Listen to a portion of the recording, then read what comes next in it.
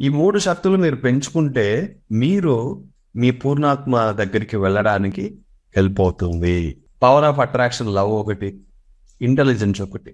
Third power ఏముండొచ్చు? Will power. ఈ power of love, power of attraction అంటే ఇక్కడ ఉంటుంది హృదయంలో. హార్ట్ చక్ర అంటారు, అనాథ చక్ర అంటారు. ఈ పవర్ని మనం పెంచుకోవాలి. ఎందుకు? ఇది ఆకర్షణ శక్తి.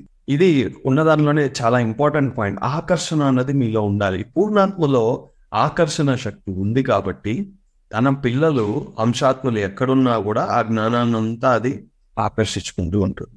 ఎలా పెంచుకోవాలి అంటే నిస్వార్థ సేవ, సర్వీస్ చేసినప్పుడే, ఎటువంటి ఎదురు చూడకుండా మీరు సర్వీస్ చేస్తున్నప్పుడు మీలో ఆకర్షణ శక్తి అంటే పవర్ ఆఫ్ అట్రాక్షన్ పెరుగుతుంది.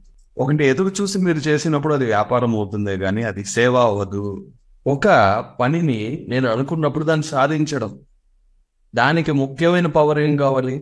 Will power. దాని ఇంగ్లీష్ మ్యాటర్ మేనిఫెస్టేషన్. అంటే ఒక థాట్ ని ఫిజికల్ గా తేవడానికి చేసే ప్రయత్నాన్ని మేనిఫెస్టేషన్ అంటారు.